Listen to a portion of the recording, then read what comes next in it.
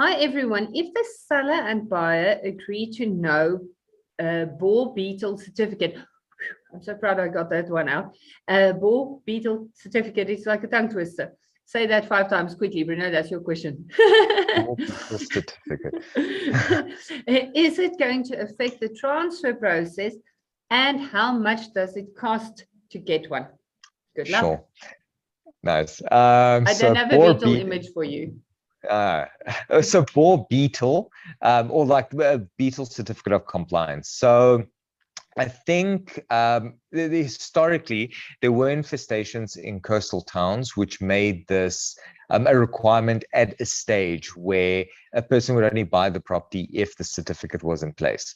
Now, subsequent to that, the certificate has become more and more rare. It's not really utilized all that much, but from like a legal, it must be in the contract versus practice. So now in practice, it's still there. So if you go to the coastal towns, Western Cape, KZN, you'll still find this there. You can contract out of it. So it's not an issue. You can, so a purchaser can basically waive their rights to it, or a purchaser could potentially take it on themselves and get a certificate done for their own benefit. So is it required by law? You can contract out of it. If you do stick to the standard, then absolutely you can ask the seller, especially in areas where the practice has been set as a precedent. So don't come to Gauteng and try and get one, because here people won't even know what it is. But in the coastal areas, obviously because of the history, the attorneys there would, like the attorneys we use there to do our registrations would obviously have more insight into this. What's worth mentioning though, so like bring in the Property Practitioners Act into play here. We do have to ask the question, and it actually goes into play in the first question as well. So it's so funny, in everything that we're speaking about there's relevance. But what would the Property Practitioners Act say? And I think we need to start asking that at the end of every problem that we experience. So something like this, yeah, people contract out of it. Maybe if no one mentions it, no one will know. Consumer protection.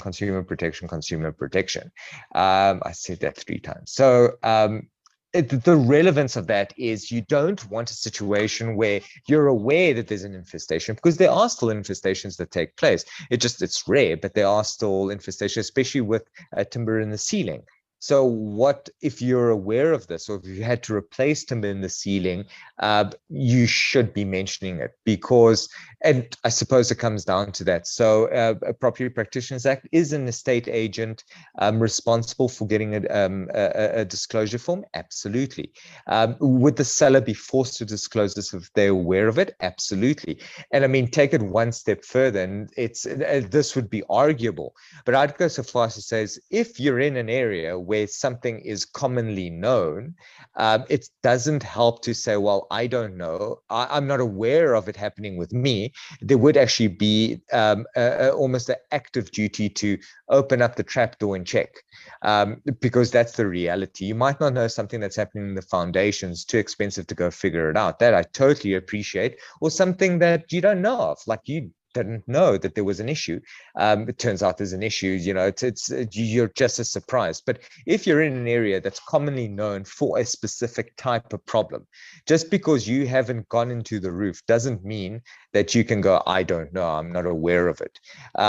Because if you are aware of it, because if you are aware of the problem in your area, climbing into the roof and saying this is a situation would probably be an expectation. But again, that's speculative. No one's actually tested that out yet, but I'd go so far as to say there'd be an active obligation. I agree with you.